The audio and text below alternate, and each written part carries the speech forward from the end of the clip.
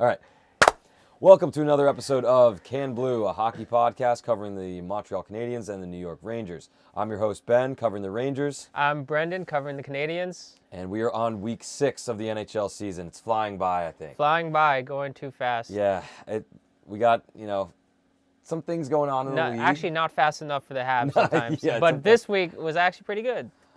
Yeah, it's kind of 500 week for the Rangers. We'll get into that. I think just to go around the league a little bit, one big thing that happened this week, Connor McDavid, 1,000 points. Congrats to him. He's the fourth I was fastest, actually surprised when I heard it. Fourth fastest player in league history to get there. Behind, who's number one? Well, obviously Gretzky. Okay, number 2. Dude, He's a great. Let's throw out some Messier. names. No. Not Messier? No. We're talking speed to get there, so. Oh, Gretzky's one. I'm. Come on. Wait, You got Pittsburgh. it. Lemieux. Yes, Yeah, Lemieux, number 2. Number 3 is a little bit. It's not obscure, but it's a little more obscure. Dallas, the guy. I think he was Islanders. Might be wrong though. I know his. Rhymes with saucy. Saucy. Mike Bossy. Bossy. Bossy. Yes. So number 4 on that list, but I've seen also another list that was put out there that's active players that have 1,000 points, and McDavid is the youngest by like 7 years. I think like the next youngest is Stamkos, and he's 34. So like, could he beat the point record? That's a stretch, I think, but it's. I think he could get over 2,000. What if he could be stays the first at to be over 2,000? Okay. That'd be nice. Because I think Gretzky has like 2,800 points, dude. Yikes. It's hard to beat. I would be curious if McDavid keeps up the pace he has over the previous years, and he plays like 20 more years in the season. You think 20 more years? He's okay, 27. how old? Okay.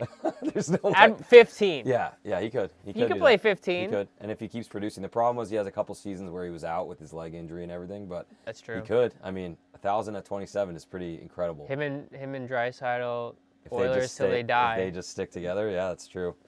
That's true. The other thing around the league, you were telling me this, the Reeves hit. Yeah, the Reeves hit last night night against night. Edmonton on Darnell Nurse. It was, in my opinion, it's Reeves, so we think it's deliberate. But looking at the playback, I do think, first of all, he is charging hard. Yeah, that's how he plays. He just goes. But charging hard towards a body is already a penalty, and he's going really fast. And there's a little lift. He can't go that fast. It's Reeves. He can't skate that fast. If you see the playback, he goes pretty no, fast. No, it was a high-speed play. Say what you think, man. If you think it was dirty, go. Yeah, let he out. lifts himself up, and his shoulder directly hits the head, and boom, knocks out Darnell Nurse, it looks like, and leaving him bleeding and leaving the game in a terrible fashion. I think it was dangerous for sure. They gave him a match penalty major. He's going to have a hearing. He might be suspended, but that was a tough... Might? Probably. He'd probably be suspended. Yeah, he'd probably But, I mean, what I saw live is like, he's going for the hit. That's his play style. And it doesn't really matter if he meant to hurt him or not. If he did, and they can prove it, which they can't, then yeah, he should get multiple games. But either way, the guy's, Darnell Nurse was taken out of the game and injured, so it should result in probably 3 to 5 game suspension.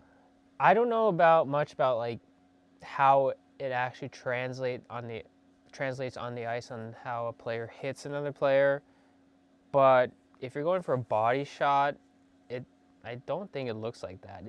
No, yeah, he definitely elevated a little bit. I think Nurse was bent over a little because he was handling the puck, but it doesn't matter. Is what I'm saying. Isn't Nurse 6 foot? He's big, yeah. 5 or 4. Dude. Yeah, I know. So even if you are crouching he a little, he didn't jump. He lifted his skate to get up to him. So it's going to be a suspension.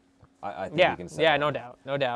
Yeah. I just hate to see, terrible injuries like that. He was clearly not doing well. Yeah. And he's gonna probably be out for a decent amount of time with a concussion. We'll see. Yeah. But yeah, it is scary to see those hits. Definitely. Let's get into game 1. I think the Habs had 3 games and the Rangers had 2 this week again. We're having this weird scheduling thing. There is a game tonight as we are recording on Sunday, so there's a 9 p.m. Rangers game against Seattle. Oh, which we okay. won't be covering. That'll be in next week's episode. But yeah, take away game one. Game one, Buffalo Sabres in Buffalo. And it was the dove, right? And it was a Wow. big W. You know, I want to say a little something- messy though. I want to say something about this though, because this is what I would say if it was the other way around. The Habs beat the Sabres, and the Sabres beat the wheels off the Rangers. So does that mean the Habs are better than the Rangers? There's a transitive property, Exactly. right? Basic So it has to geometry be. or algebra or Basic whatever. algebra. Geometry. What I What love about about geometry. Yeah, no. Go back to school. Algebra. Yeah, seriously. What I love about playing in Buffalo is that I think there are more Habs fans than Buffalo fans. Yeah, well, So Yep. I just love seeing the stands, especially in camera view, where there's just red sweaters, and that was the case in this game. A lot of Montreal fans in Buffalo, clearly. So this was an interesting game because while we did have a high-scoring game, and last week actually I was complaining, and Habs fans were complaining in general about our top line not scoring. Yeah. This was most of the top line and also bottom line scoring, but the top line really performed well. Mm-hmm. Suzuki, 2 goals and 2 assists, 4-point night. Slafkovsky, 3 points, 3 Nice. assists. Caulfield, a goal and definitely no assists, but I think he had his 12th goal in this game. He's up there. Is he still leading the race? He is not right now, as of Sunday. I think He's up there though. he's still up there. Yeah. I think there's one more person that has 13 now. Possibly. Well, you did call out last week Slafkovsky to have a goal this week, but 3 points. 3 assists. I can't complain. Yeah, 3 points is pretty good. I would obviously love to see him score more because, we want to see him utilize his shot and, get those goals up. But I can't complain about 3 assists. The complicated nature of this game is that there was a lot of back and forth. The Buffalo had gained the lead twice over us in this grit, game. though. He came back. And it's just and it felt like every time we scored, Buffalo just scored right away. Yeah. So the first goal was Josh Anderson, a feed from Dvorak, and actually it was a breakaway, and Anderson buries it. This is like vintage Anderson that we were hoping to see throughout the years, and this was good momentum for him. So 1-0 in the first, and then quite literally 15 seconds later, Buffalo comes in, scores. Yeah. It's 1-1. Poor defense, or what happened? Off the rush? So it was Tage Thompson. Oh, that's my boy. He Went to UConn, I think. he also did like a power horse move, a power forward move, just like out muscling the defense and like dangling in front, and That's a big boy. to get in front of the defender, to be in a lone of Primo, and he goes into 5-0. Yeah. And Primo's 5-0 was a problem this game. Gaping. Gaping. Wide open. Just wide open, because there would be another couple goals, or at least one other goal where 5-0 was just exploited. Yeah, so that was the first period. Second period, Caulfield scores on a power play.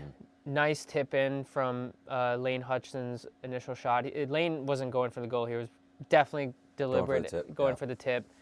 Just beautiful, easy chip in by Caulfield. We're up 2-1. Nice. And then right after, Again. pretty much a minute after, Big response. or it's either 30 seconds or a minute after, Dylan Cousins scores on us, and then another minute after, Peyton Krebs scores on us. So 3-2. Primo is, it's hard to say. It's both the defense and letting in weak goals.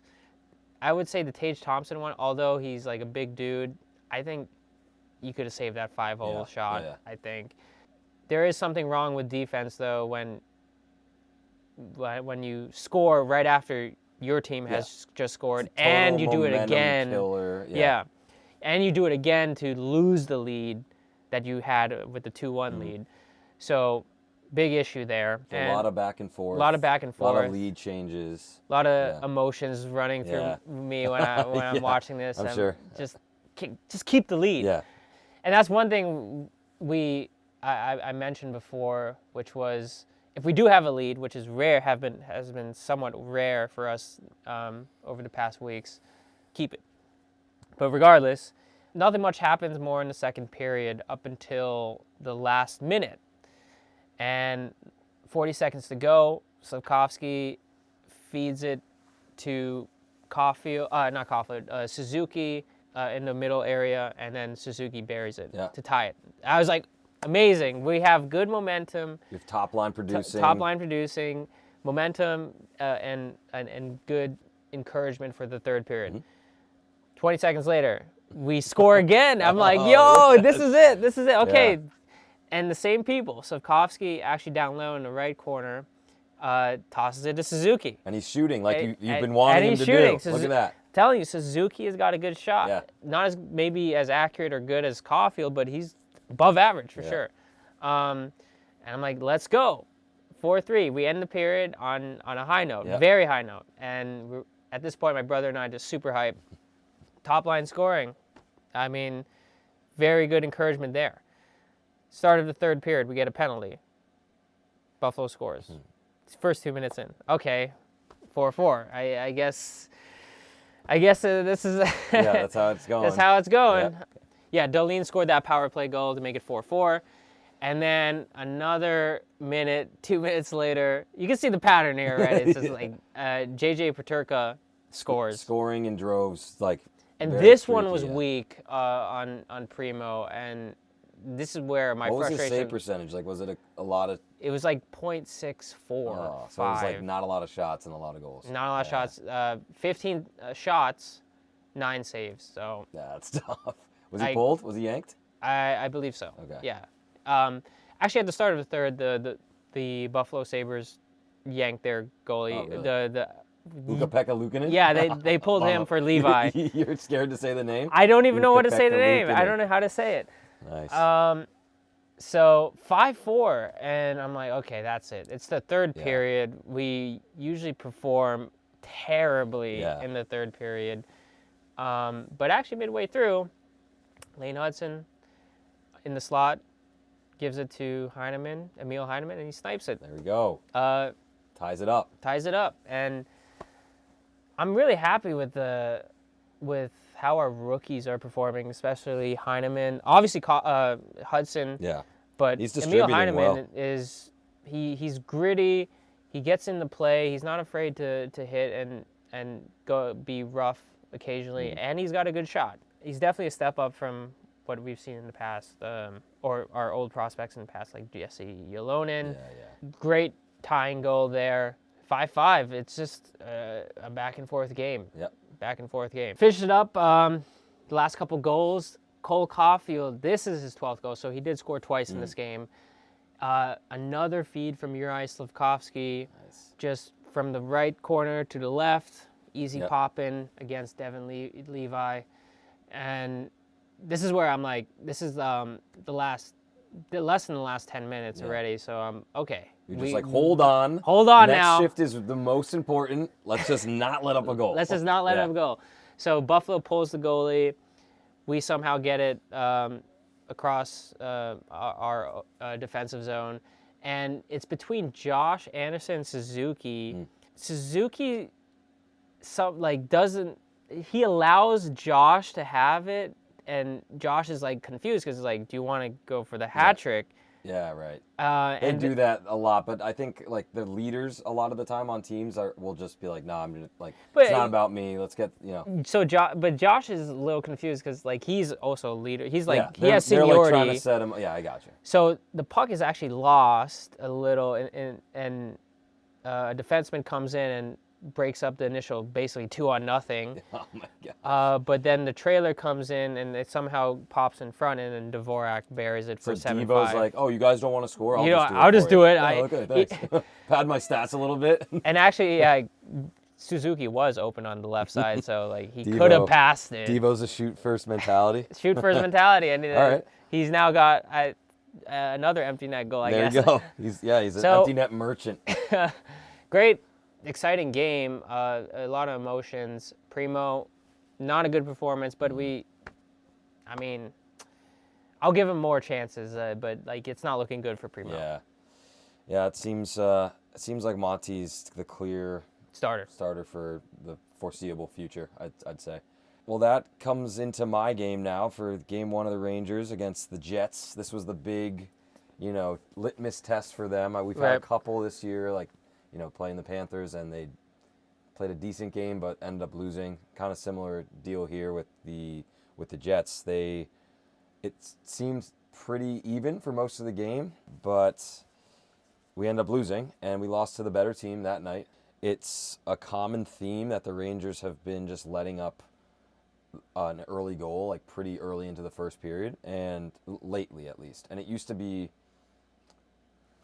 that whenever they get scored on first, they almost always lose the game. It ended up happening again this time, so it's, not doing well for their comeback status that they originally had last year. Yeah, that they've had.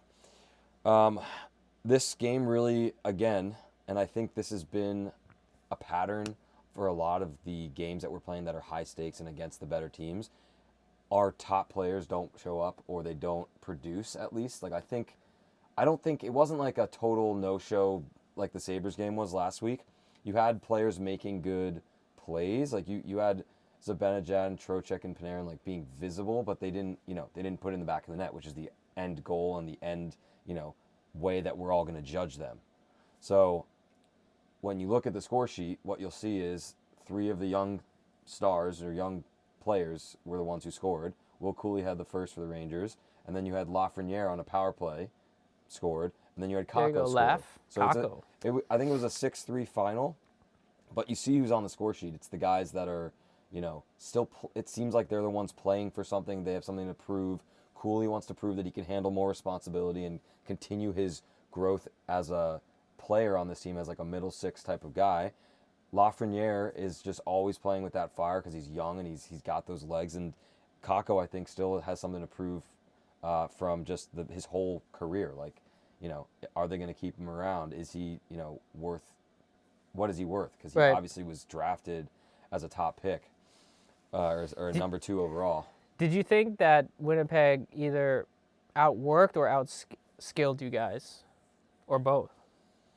That's a good question. I didn't see a lack of effort. It's just like, it just seemed like they were the better team and they were the pucks first, and like they were having all their guys chip in. Like Connor I'm pretty sure he had a goal, and Scheifele had 2, and then you have like their top line guys are the ones putting it in. Obviously they have Connor Hellebuck, who's playing out of his mind and like the best hockey of any goalie this year so far.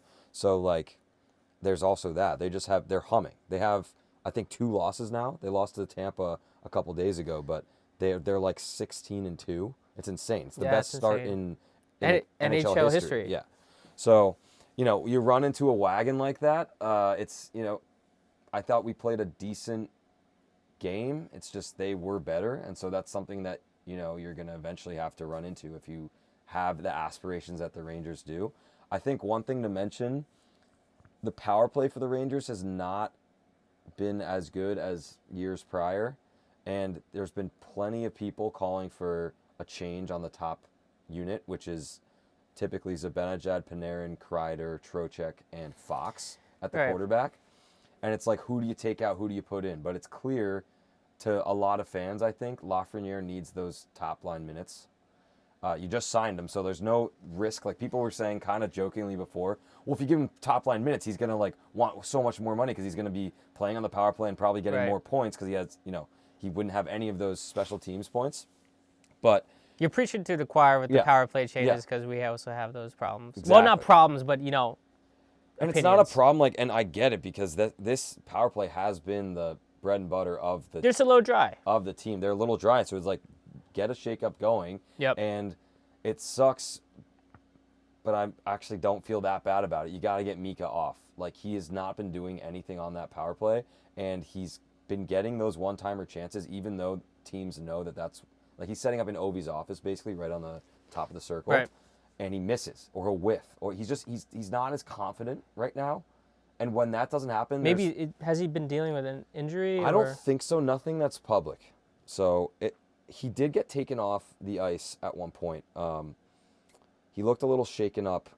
I don't think he was injured though. I think it's like a mental thing for him because everyone's being really hard on him. Obviously, he has this pressure to be the number one center, to be the one that can skate with all the top line centers, and he hasn't been doing it. And he has I think he has 2 5-on-5 points all year. Wow. And that's only better than Kreider, who has 1 5-on-5 point all year. So it's like they're getting points because they're on the power play and the penalty kill. But you look at the chances that Zibanejad's getting. A couple years ago, he would bury a lot of those, especially on the power play on that one-timer. But now, and we've seen it happen, when he's in a slump or not doing as well, he's not as confident. He misses. He'll have there'll be a still of a wide open net with him about to follow through, and the puck just ends up in the boards because he doesn't trust himself. So there's a couple things that you can do as a coach or as a player when that's happening. You either give him more ice time and more ability and just instill in him, hey, keep shooting. You're doing the right things. You're in the right place. It will go in eventually. But we've kind of given that already. And so I think it's time we pull him off, shield him a little bit, maybe get him right, get him a reset. If he's playing a little less minutes, maybe he'll be, more energized. So would Trocheck go to the top? No, I would leave everything as it is except you insert Lafreniere in there. Okay. And what happened was, this was either right after Zibanejad had to take a breather or something. He got off. I think he was a little winded, maybe in his head, like we were talking about. And Lafreniere joins the rush with the power play, and within 10 seconds he scores. And it's like a clear indication. Okay, Lafreniere with these guys. Look at this. He scored. You're giving him the chance, and he took advantage of it. What better time to make that switch? The problem is you can't do it as a disciplinary thing for Zibanejad because I don't think he would respond to that. Yeah. Some people just don't respond. And he's your that. leader. He is a leader on the team. I don't think if the coaches go in and say, Zibanejad, you're sitting. You're healthy scratch tonight. He's not. I think Torts would do it, but Laviolette wouldn't do it. I think he has a better read of the room, and I don't think any of the other players would read that well. They would probably be pissed. But if they give him reduced minutes, or if they talk to him and say, hey, we think you need just a breather, a break, take one game off, just reset, it's possible that could be good for him. And if he's open to it, then it's great. But if he's not, and he's just no, coach, I'm not doing that, then it's well, that's maybe his own fault. Yeah. You have to sometimes, as a player, be able to take a step back and reevaluate your own play by sacrificing some ice time or your position on a line, depending on the situation. It's just he can. We've seen how good he can be, and it's just not there this year. So what has been happening is Laviolette has been putting out the lines that have been doing better. I've said this a couple weeks in a row now. The Cooley, Hedl, Kakko line has been great, and he's been rewarding them, and he's been taking Kreider and Zibanejad and putting them further down in the lineup, which is what we need to do. And so I'm glad it's going that way, and they're making those moves, but ultimately that doesn't fully help us because they should be. It doesn't solve the. It should be our best issue. player, Yeah. and you're giving these kids more ice time, and they're taking advantage of it. But when you are down 6 goals and you can only score 3, that's how it's going to shake out. So a lot more to work on. We need these guys to get more energized and play better. But it's a loss. It's a loss to the best team in the league. Can't be too hard on them, other than just get your guys to produce. Yeah. So that would be that recap there.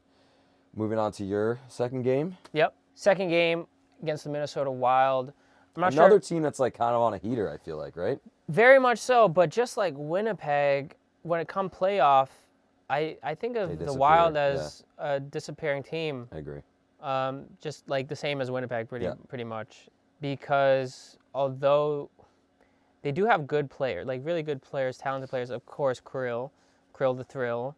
They, it just seems they come flat. I mean, I'm not arguing against them now because they beat us. Yeah, well, same here. It's I can say that about the Jets, but they just beat they beat us. They shut us out. I don't know if I mentioned it. I don't know when, first of all, this change happened. It was within the last week or so. They moved Caulfield to the second line. Mm-hmm.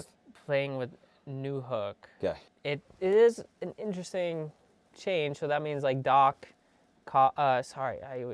Doc Suzuki and Slav on the first. Gotcha. So they moved Doc up. That's probably just. It's not like a reward or disciplinary thing. It's probably just like To get let's get spread it Slav out. going. Yeah, and let's spread it out. Big bodies Yeah. For the first line. I mean, I think Caulfield has the talent to carry a line, right? So like, if you're not loading up on your top line and you're getting some of that talent down in the rest of your lineup, that's probably good. I would say though, from this game and the next game, he just hasn't been shooting as much, or the quality of the shots are not as good as when he was scoring. Because from these two games, he didn't score. And yeah, we were shut out. The worst first period in terms of like how boring and entertaining it was. It was just like You had like for a both couple squads, shots, right? couple shots, but both sides too were just like not shooting, and it was mostly just bouncing around both ends and not much happening. It's like knock hockey. Knock hockey? Yeah, yeah. What is Remember that old thing? We had it in the after school program. Like it was this board where you just have like little sticks that are like made of wood, and it's like a little plastic puck, and you're just like slapping it back and forth. Okay. So like what coaches and what players will say when it's kind of sloppy like that and like there's no chances, it's just everyone like hacking at it and bouncing it up the boards, kind of like what you were saying. Call that knock hockey. Knock hockey. Yeah. That's good to know. Yeah. So yeah, there was a 0-0 up until the second period. We got Matthew Boldy, which is a great player, and I like to sometimes compare him with Caulfield because they came from the same draft class. Very good. He's gonna come out as like a very good mainstay person. Teams. Yeah, he's good. He's very good. Scores on us. Good goal or? Yeah, it was a good goal. Yeah. Not much to complain about. Montreal wasn't producing as many chances as we could have in this game. Again, low shot count, but it was up against a very good team, so it's tough to compete against very good teams with getting a high shot count and good chances, because they kind of just shut us down. There's not many power plays too or penalties that either side took in this game. This was at Minnesota. This is at Minnesota. Are you on a little road trip right now, or is that what that was last week? the last of the road trip, because happens. Teams get tired. They're people too. And to end it, just like Marco Rossi scored on us, just a typical goal, same as the first, and Krill got an empty netter on us. Not like a lack of effort, it's just a big skill gap, and just got shut down pretty easy. You're gonna have those. Second youngest team of the league, so. You are? Yeah. You said? Yeah. First team, do you know? Columbus? It's Columbus, yeah. Makes sense. Yeah. Okay. But yeah, not much to say for the Minnesota game, honestly. Just try to get past it when you get shut out. Try to get past it when you get shut out, and outskilled by a very good team. I hear Zuccarello is getting surgery. He's gonna be out for a couple weeks. Oh yeah, he got injured in that. Oh yeah, there was a big slap shot. I think I don't know if it was on our side or their side, but he got hit in the balls. Oh my gosh, really? Yeah. Oh so no, I rough. hope it's not like a ball removal surgery. I hope not. Oh. But it was not good. I love Zuccarello. He didn't come back after that. Yeah, no, because he's gonna be out for like 4 to 6 weeks, I think. That means it's a serious injury. Well, I'm just hoping it was like a leg thing, not a ligament thing, not a ball thing. So yeah, interesting fact of the game. Yeah. Oh, Zuccarello was like my favorite player on the Rangers. He's not dead. I know he's not dead, but like, dude, his bloodline might be. That sucks. Yeah, that sucks. So man. rough night for him. Thoughts and prayers. Thoughts and prayers. Zooks. Yeah. But going to your my last final game of the week, I guess we'll call it. I actually was in attendance. There's going to be a week where there's going to be like four. Yeah, back to back, and then it's going to. You were in attendance. I was. Nice. I was. Have some connections, and we got some tickets. Which there is we nice. go. There we go. And yeah, playing the Sharks. Totally expect to win this game. Sharks are one of the more bottom teams of the league, but I said that about the Sabres, and we got blown up. So it was good to be in the building. First game, I don't really think I went to a game last year. When I lived in the city, really? I would go like to 10 games a year. Yeah. Which is just like, take my money, James Dolan. But now, this it was good to be there. We're sitting with some Sharks fans, so it was good banter going back and forth. Actually, before I get into the actual game, there's some lineup changes again, the line combos. the Winnipeg Jets game, they were trying to get Zibanejad going with the line we talked about with Panarin and Lafreniere, but they've switched that since he didn't really show up again. They've kind of gone back to the lines that we're running at the beginning of the year, which is Trocheck with Lafreniere and Panarin, which, again, Trocheck's a guy who hasn't really had a lot of points this year, even though he's coming off a career year last year. So get him back on that line that was the top line in the league. I think that's good. They moved Kreider back with Riley Smith and Zibanejad, but they're using them at a reduced role now, which is good. So, like, beginning of the year, that line, Zibanejad, Kreider, Smith, was our top line, like our number one line that would be sent out there. But now I think they're really moving them to like a third line kind of role, and they're giving the young kid line that is, you know, the more reliable, the best line that we've had all year with Cooley, High Eagle, energy Kakko. and high They're giving them the second grit. line minutes, so it's good. And they also actually switched back to the D pairings that we've started out the year with, which is Miller Fox, because the Miller Trouba D pairing has been horrible. Lindgren with Fox has looked awful. It's hurting everyone's. And by the way, Jones and Schneider have been awesome. So like, Steady. I heard someone talk about how it just looks like the kids are playing. The kids meaning just the younger part of the younger team. group. Yeah. They just look like they're playing for something and they're playing to prove something, while the core guys look deflated. And maybe that's because they know time's running out. Drury has made it very clear. There's pressure on them. Well, there's pressure, but it's also like, hey, this is your last year. Yeah, that's what I mean. Like, Yeah.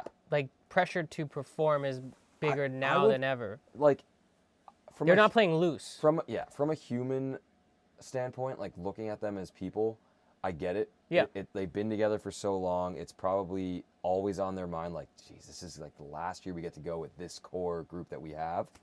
But it's also like, I feel like at least there's no uncertainty, you know? I feel like for me, it'd be, okay, this is the last chance we have with these guys. Let's go out there and give it our all and like go after it every night, as opposed to let it get to you in a negative way. Because I feel like it would be more cumbersome to me as a person if I didn't know, like, oh, maybe we're going to lose like a lot of guys here, and like maybe I'm on the chopping block. But like, we kind of know at this point who's staying based on their contract and who's going to be gone. And like mainly it's Trouba and probably Lindgren. So it's just like, let's go out with a bang. Let's do it with this core while we have it. I don't know. It's tough. But to get into the game now, again, we go down early. We let up a goal. I think Liljegren actually came over from the Leafs on the Sharks. Gets he gets his first. I think he got a tip or something. And it's just like, oh, geez, here we go again. You know, like we're going to get scored on early and then like not go out with a whimper, basically. But we did answer, as we should. We tied it up. So the first goal was actually Zibanejad, which is great. Get him on the board. I think like maybe that's good. Was it a 5-on-5? Yeah, it was. Nice. And like, you know, that's big for his confidence for one. Maybe it's because he's playing against the Sharks' third line, which he should absolutely outmatch skill-wise. For sure. So like, you think about that, what that can do. I think that's the right move. So great. He gets on the board, and then the second and third goals come along. VC gets a nice one in front of the net, and then great goal from Trocheck, another guy we've called out to like step up his game and get on that higher point producing level. So, you know, I know it's the Sharks, but it's a great confidence builder for a couple of those guys that have not been on the board, and I think it's a good indication. You need those. Yeah, and I think it's a good indication of like keeping those lines as is moving forward, because it seems like that's what's working best for everyone. And then, you know, we're holding it down, and Shesterkin's playing well enough, and the Sharks. Shesterkin started this. Yeah. I would have thought quick. They're giving most of the starts as much as they can to Shesterkin, for sure. If it's a back-to-back, Quick will be in for sure, definitely. But yeah, then like I think 3 or so minutes left, the Sharks get one with a scramble in front of the net. They might have their net pulled too. So it happens, but we held on 3-2, kind of just shut the game down from there.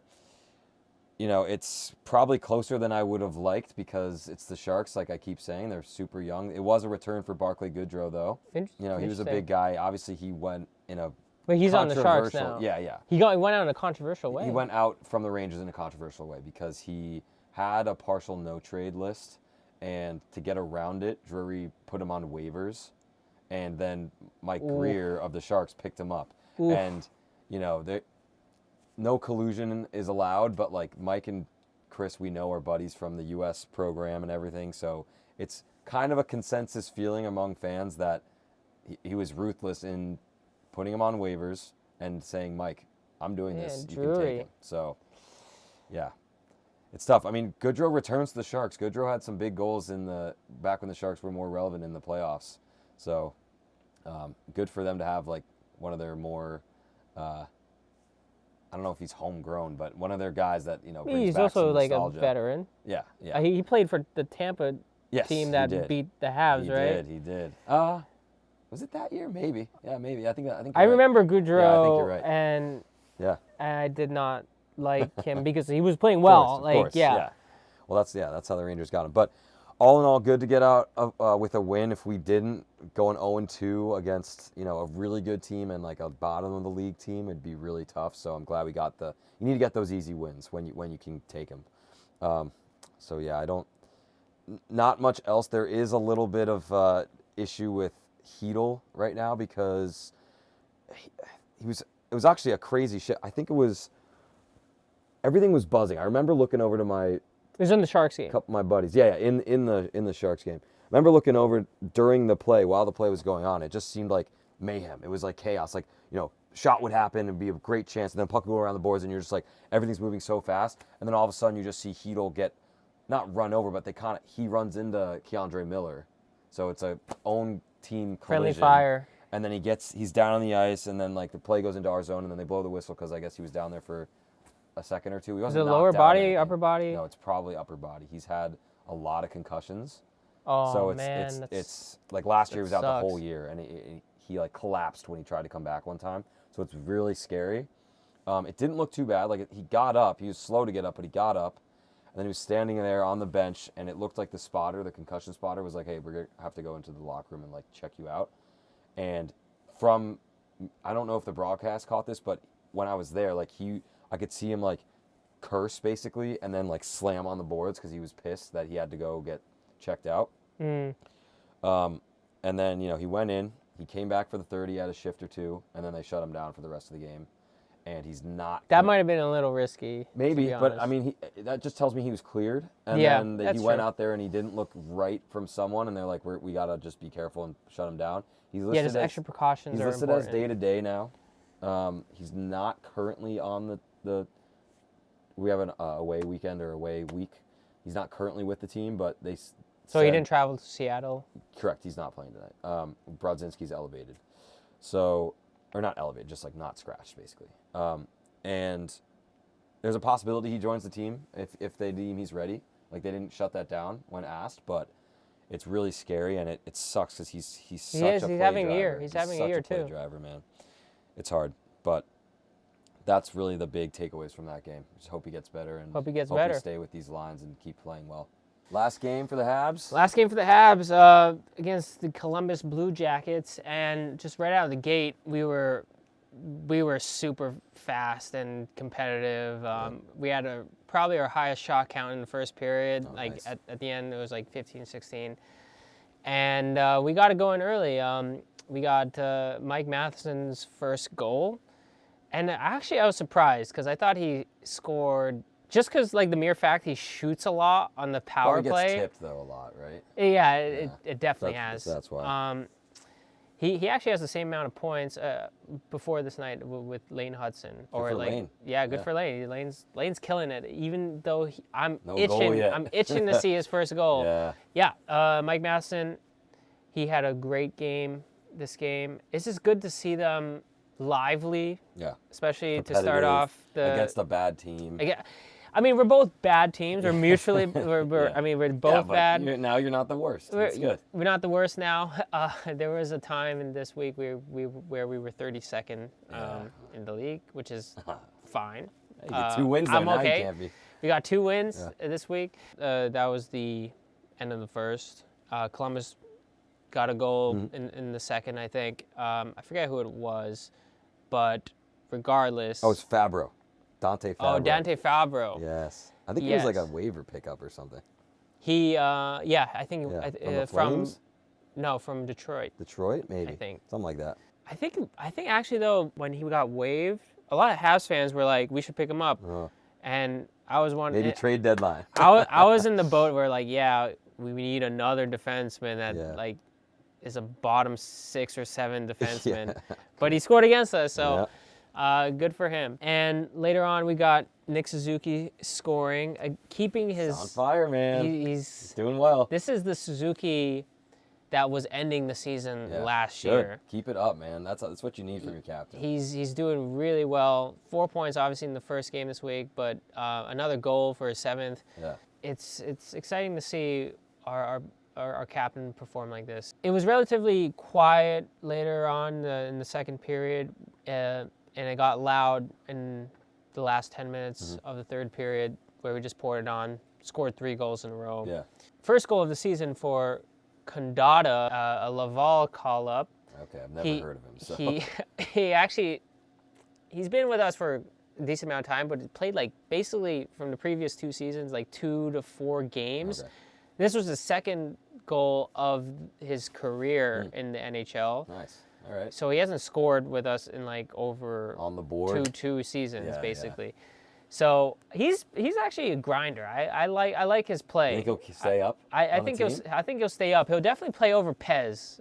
Yeah. Pez hasn't played in quite some time. Yeah. I guess another highlight would be Jack Guy's fight with Olivier. Is it Olivier or Oliver? You know that guy that fought Rempe? Pierre. It's not Pierre Olivier Joseph. Who is it? I don't know. Olivier, someone like that. You remember Rempe's fight with Olivier? It. Yeah, that guy. It was the same guy. All right. It was definitely the longest. Remember Pizzetta's fight with shoot.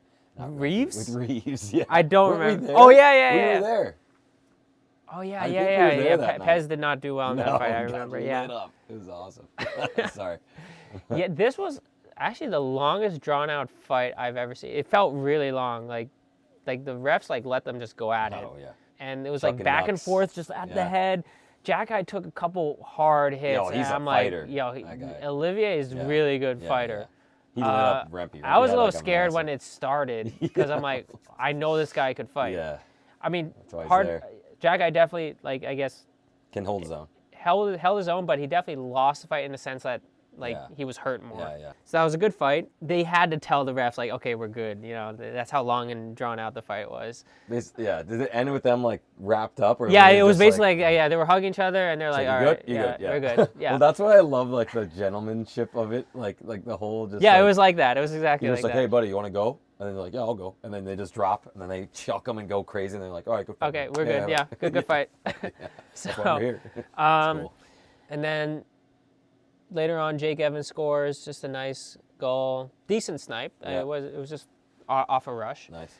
I noticed this game we were taking advantage of the turnovers. Columbus turned over the puck a lot, and it led to a good amount of chances for us. And this one was off a turnover, so it's good to take advantage for once, and we really felt that this game. Last goal was also another off a Mike Matheson shot, and Josh Anderson tips it in. Andy getting on the board Andy's getting on the board again, so that's good. And this is what we want to see out of a guy like him. Maybe not the best snipes and shots, but tip-ins, dirty goals like that. And he's our breakaway specialist. He has been in the past, so to take advantage of that, I think he should keep going. A pretty solid night for Montembeault, too. Pretty solid night. Yeah, he started again, and Lane got his 11th assist. I don't know why, but I'm keeping track of Lane. Of course. That's your rookie. He's in the Calder race. He's in the Calder race. So. Him and Mitchkov, probably? Mitchkov, and then there's that guy is an older guy from the Islanders. And there's a couple others out there that are... I think those two are leading, though, right? Mitchkov is definitely leading right now. Yeah, even though he's getting healthy scratched. See that? A couple of games in a row. He did come back, though, and scored. Maybe that's what Torres is trying to do. It's definitely what he's trying to do. See, it works. Yeah, exactly. Up until a point. It just allows him to do it continuously now. Yeah, exactly. So good way to end the week for the Habs and having a 2-1 record. Awesome. Cool. So I want to introduce a segment. So the segment that we're going to try to do at the end of every episode now is We're going to say a highlight. We're going to say a low light of the week that we've just discussed. And then I think I want to continue with player to watch. So someone to watch, someone that you think will get a goal, someone that should have a good week, I think. Yeah. We can Let's do also it. talk about very briefly someone who you want to have a good week, but I think it's more like this is the player that I'm seeing is going to have a big one. Like, definitely going to Yeah. have a good. So I'll yeah. start with highlight of the week. I thought personally the goal that Trocheck scored against the Sharks, so the third goal in that game, was awesome. It was a nice shot pass from Panarin, and Trocheck's just kind of beelining to the net and has his stick down, and it's not even a shot. It's just tips from that shot pass. Pretty much top shelf against, who was in net for the Sharks?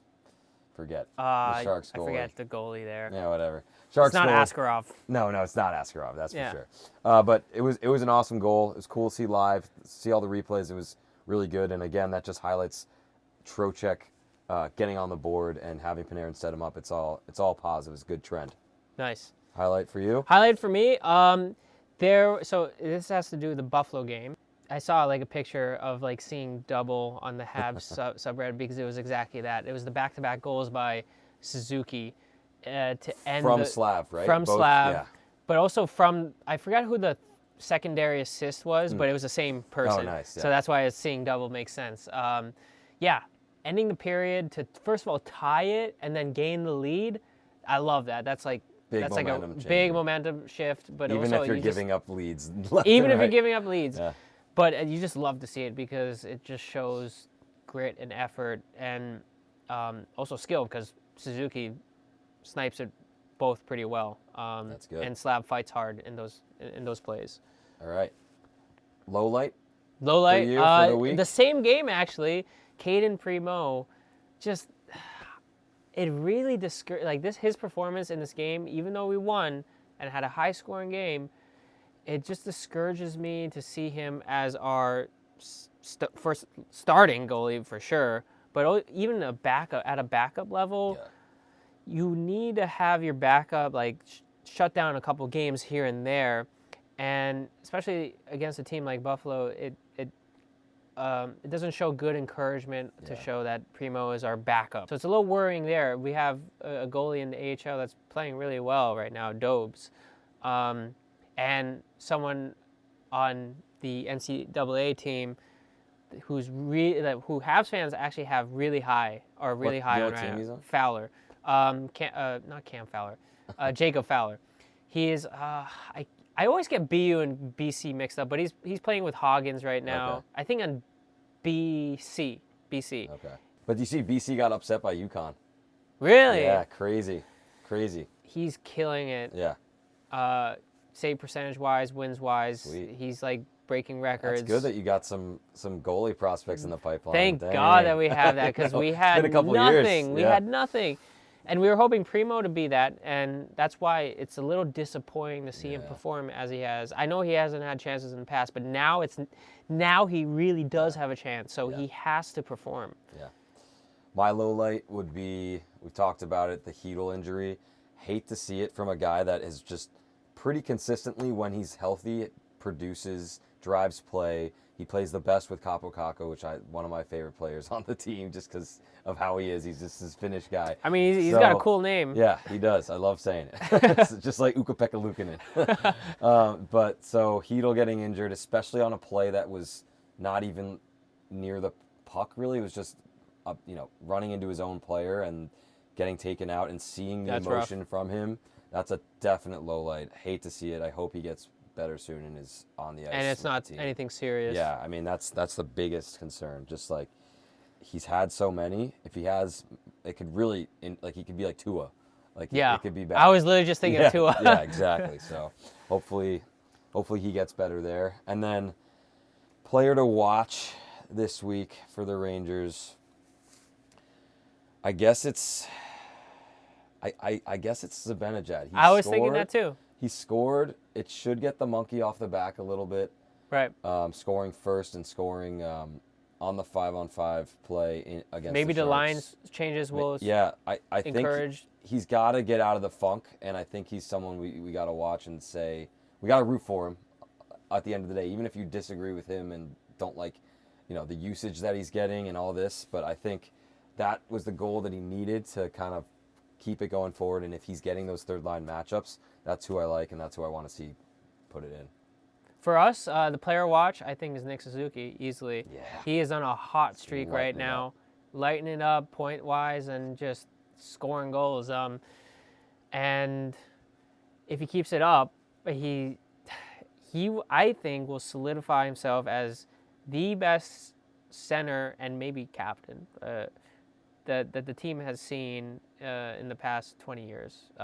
In terms of point scoring and leadership. I mean, I think he already achieves that to a big extent, but this will, I think, solidify it to the other fan bases that Suzuki is the guy. So who would be number 2 behind him in the last 20 years, do you think? I think it's too early to tell, because I think... Like, who's he in the running for, right? If you're not certain that he's that guy in the last 20 years, who's he competing against? Forward-wise... I mean, I guess the competition is not that hot. Like, it's not that tough. Like Pacioretty? Pacioretty, but, like, when he went to the Leafs, I already forgot about him. Like... Well, he's older now, but when he was on the... You know what I mean? Like... I guess Pacioretty would be the comparable... Is he the guy that was, like, you would look to him... to score. Yeah. Yeah. So he's in the running for... And he was also a captain, so... Yeah. But, like, I think already Suzuki, I think a lot of Habs fans would agree, like, he already is a lot better than, as a leader, than Patches was. But no disrespect, because Patches was, he stayed with us and he was drafted by us. But Suzuki's just like a steady, calm, cool-headed guy that's just... He wants to play and win, and he does work hard most nights, even when he's not scoring. Yeah. So yeah, that's what you need in your top line captain center. And he's gonna. My guess is that he'll have the good week. Nice, love it. Another good week. Nice. That'll do it for week 6. Please like, subscribe, send to anyone who's interested in hockey, in banter, in Rangers fans or Habs. Canadiens fans. I got to share with more Canadiens fans. Yeah, There's not many out there. around here. Again, I'm surrounded in enemy territory. Just remember that, guys. Yeah, you're doing well. Thank you for watching. We'll be back next week. Thanks, guys. Like and subscribe.